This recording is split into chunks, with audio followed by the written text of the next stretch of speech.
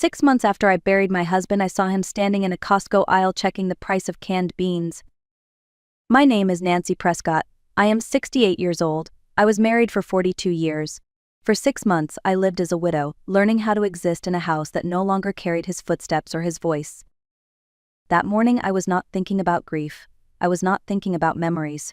I was thinking about groceries, olive oil, paper towels, the small, ordinary things you focus on when you are trying very hard not to fall apart. Then I heard his voice. Not loud, not calling my name, just a familiar sound behind me, complaining about prices the same way he always used to. I turned. And there he was. My husband. Alive. My heart slammed so hard I thought I might collapse right there between the shelves. The scar on his left eyebrow was still there from when he fell off a ladder in his 20s. His nose was still slightly crooked. Even the way he leaned his weight onto one leg was exactly the same. My hands went numb. The bottle of olive oil slipped from my fingers and shattered on the floor. Golden liquid spread across the white linoleum. People stared. Someone gasped. I did not care. I ran toward him. I screamed his name. He turned and looked straight at me. Our eyes met. And then he said something that broke me in a completely different way. I'm sorry, ma'am. I think you've mistaken me for someone else. The voice was his. The face was his. The man standing in front of me was the same man I had loved, argued with, grown old beside. But the words were not. I stood there shaking, staring at the man I had cried for, prayed for, and buried in an expensive grave. And a terrifying thought took hold of my mind. If my husband was alive, then who did I bury? I stood there frozen while people walked around us, stepping carefully to avoid the spilled oil. Someone from Costco came with paper towels. Another asked if I was all right. I did not answer. All I could see was him. I moved closer, my hands shaking so badly I had to press them together. It's me, I said. Nancy, your wife. He frowned slightly, not in anger but in confusion. Real confusion. Or at least it looked real. I'm sorry, he said again, calm and polite. I think you're confused. My name is Daniel Brooks. Daniel. The name felt wrong in my mouth. No, I whispered.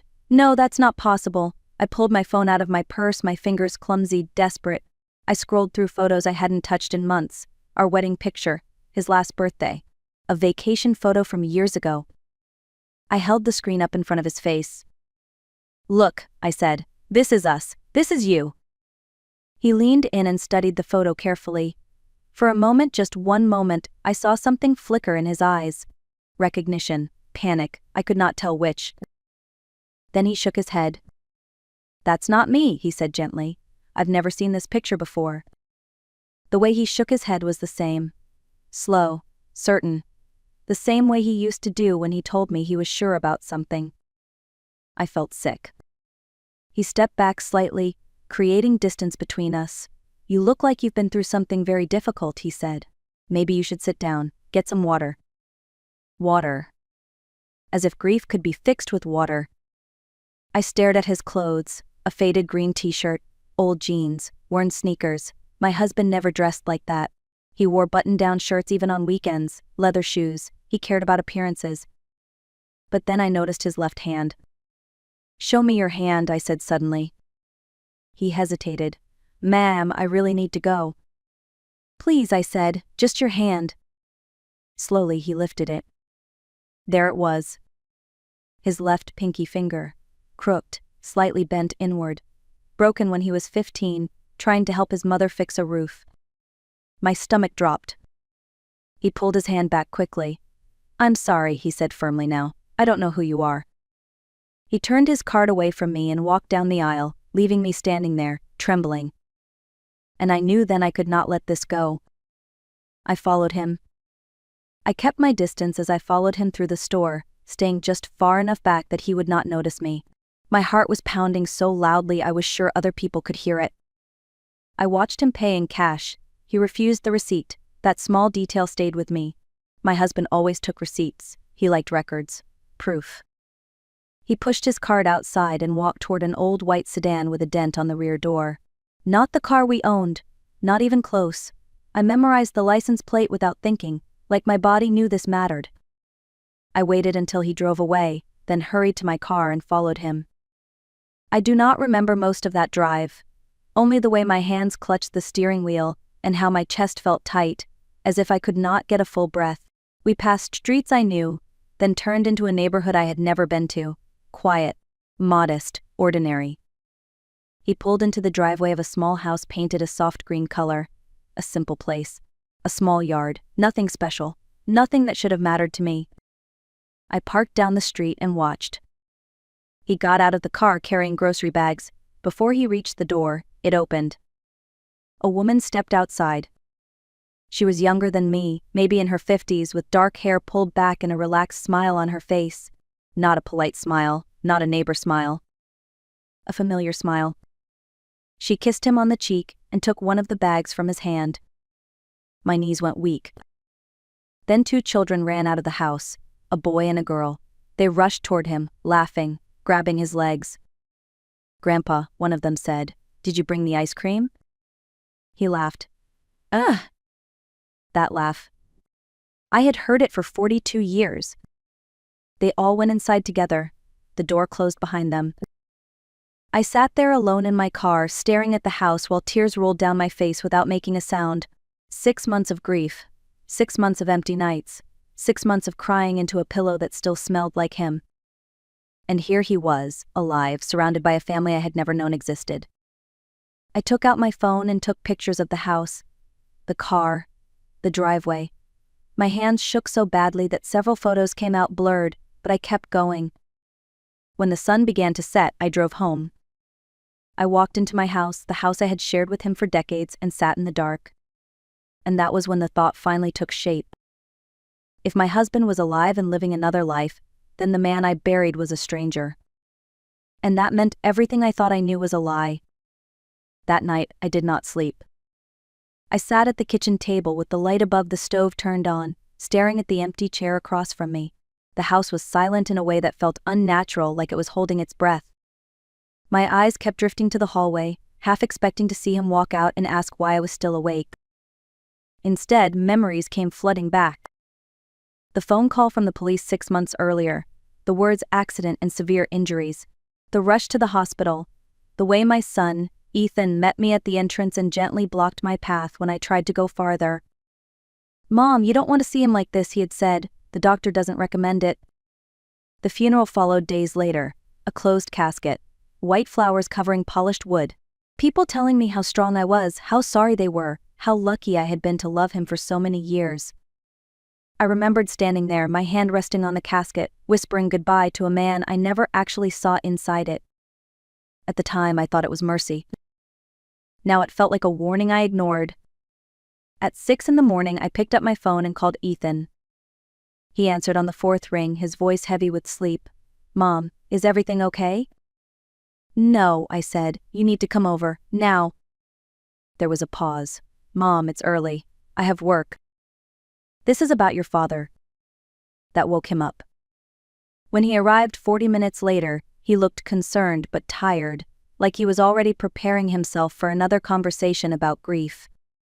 I spread old photo albums across the table, wedding pictures, holidays, birthdays. I showed him the photos I had taken of the man at Costco, of the house, of the car. Ethan studied them quietly.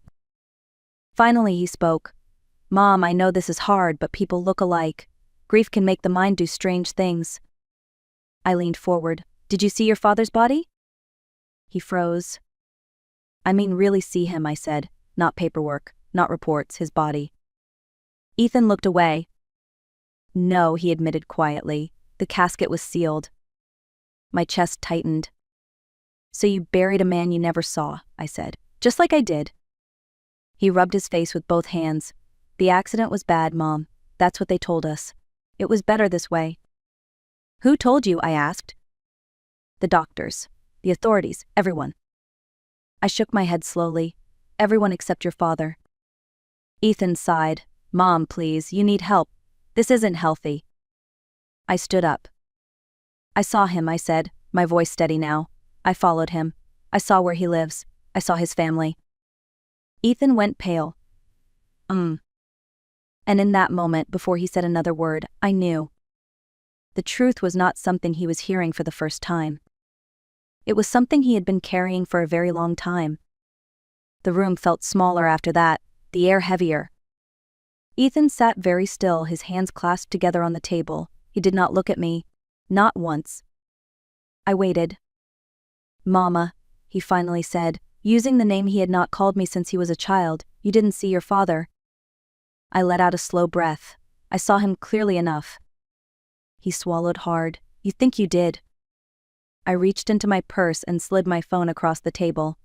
"That's his house," I said. "That's his car. And those children called him Grandpa." Ethan picked up the phone. His fingers trembled as he scrolled through the photos. The color drained from his face. He knew. I stood up so fast my chair scraped loudly against the floor. "You knew," I said. It was not a question. "You knew he was alive." Tears filled his eyes, but he still did not look at me. "I didn't want you to find out like this." "How did you want me to find out?" I asked quietly. "At my own funeral?" He broke then. His shoulders collapsed inward and his face twisted in a way I had never seen before. "He didn't die," Ethan said. "Dad didn't die in that accident." The words landed exactly where I expected them to, but they still took my breath away. I sat back down slowly. "Say it again." "He's alive," Ethan whispered. "He's been alive this whole time." My hands were cold. My voice was steady in a way that surprised me. "How long have you known?"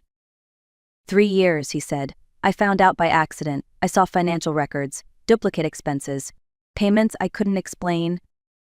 "And you said nothing," I said. "He begged me not to," Ethan said desperately. "He said it would destroy you. That you would lose everything. The house. The business. Our future." "Our future?" I repeated. "He said he was trapped," Ethan continued. "That he loved you but couldn't leave the other family. He said it just happened." I laughed softly. There was no humor in it. 20 years doesn't just happen. Ethan wiped his face. "I didn't know what to do. He's my father." "And I am your mother," I said. "The woman who carried you. The woman you watched cry at a grave that wasn't his." Silence filled the space between us. "I thought I was protecting the family," Ethan said quietly. I looked at my son, really looked at him. In that moment, I said, I realized I had not only lost my husband. I stood up, my legs unsteady but my resolve firm. I had lost my son too. I asked Ethan to tell me everything, not pieces, not excuses, everything. He closed his eyes and took a long breath, like someone stepping off a cliff. "About 6 months before the accident," he began, "Dad came to me late one night. He said he could not live a double life anymore. He said he wanted to leave and start over. And a divorce would have cost him too much," I said. Ethan nodded slowly. "We live in a community property state. You would have been entitled to half of everything. The house, the stores, the savings, millions. So he chose fraud instead," I said. "It was his idea," Ethan said quickly, as if that mattered. "He said he knew someone. A man who was very sick, terminal, no family, no future." My stomach turned. "He offered him money," Ethan continued. $50,000. The money would go to the man's niece after he died. He said the man agreed because he was dying anyway. "You bought a body," I said flatly. "It wasn't like that," Ethan said weakly. "The man was already dying." "So you decided who would die as my husband," I replied. Ethan looked down. "The accident was staged," he said, "a minor crash, enough to involve police and an ambulance. The man was taken to the hospital using Dad's identification, his wallet, his license, everything. And when he died," I said, "the death certificate was issued in my husband's name." "Yes," Ethan whispered. The room felt cold. "And the casket," I said. "Why was it sealed?" Ethan's voice shook, "Because the body inside was not Dad." I closed my eyes. I saw the white flowers, the prayers, the marble crypt I paid for without hesitation. "How much money did he take?" I asked. "About 1.8 million, Ethan said. "He moved it before the accident. New accounts. New identity." "And you," I asked, opening my eyes, "what did you get?" Ethan hesitated. "The businesses. The stores were transferred to me after the death. The house was already in your name." "And my allowance?" I said. The $1,500 a month. I thought it was fair, he said quietly. I thought it would be enough. I laughed then, not loudly, not dramatically, just a small sound of disbelief. For 6 months, I said. I cried every night. I took sleeping pills. I went to grief counseling. I paid $90,000 for a tomb holding a stranger. Ethan began to sob. I mourned him, I said, while he was alive. That night, after Ethan left, I sat alone in the dark. I did not cry. I did not cry. Something inside me had shifted. I stopped being a widow, and I became something far more dangerous. A woman who needed the truth. The next morning, I woke up before sunrise. For the first time in 6 months, my chest did not feel heavy. The grief that had wrapped itself around me like a thick fog was gone. In its place was something sharper, clearer. Purpose. I showered, dressed carefully, and put on lipstick for the first time since the funeral. When I looked in the mirror, I barely recognized the woman staring back at me. Her eyes were no longer soft with sadness.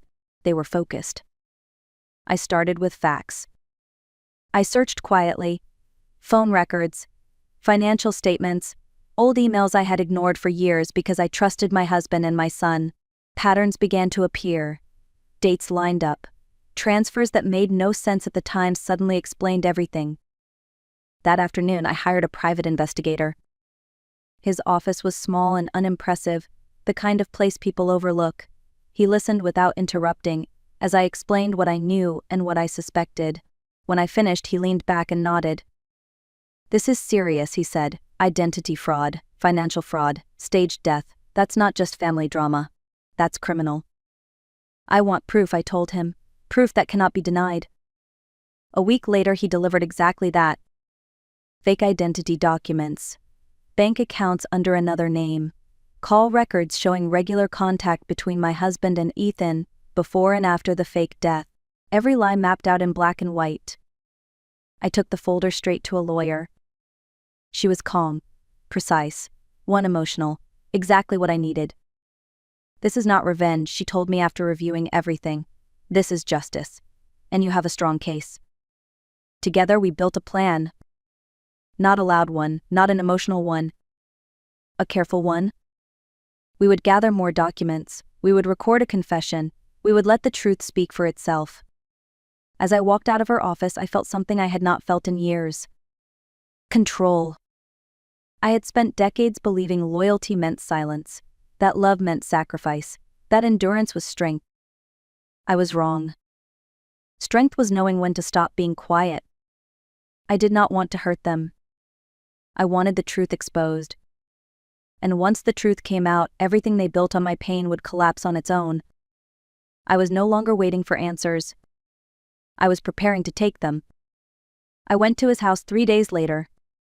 I did not rush. I parked a few houses away and walked slowly, giving myself time to breathe. I was not there to scream or beg. I was there to end a lie. When I knocked, a woman opened the door. She looked at me politely, curious but calm. The same woman I had seen take grocery bags from his hands. The same woman whose children called my husband Grandpa. "Yes," she asked. "I'm looking for Daniel Brooks," I said. She hesitated, then smiled. "He's in the backyard fixing the fence. I'll get him." A few seconds later, he appeared. My husband. Older, thinner, dressed like a man who wanted to disappear. Our eyes met and the recognition was instant. There was no pretending now, no confusion, only fear. "Nancy," he said quietly. I held out the envelope. "What is this?" he asked. "Everything," I said. "The truth, the evidence, the consequences." His hands shook as he opened it. I watched his face change with each page. Confusion, panic, defeat. "You can't do this," he whispered. "You'll destroy everything." "I didn't destroy anything," I replied. "I uncovered it." The woman stepped closer. "Robert, what is going on?" she asked. "There is no Robert," I said calmly. "His name is not Daniel either.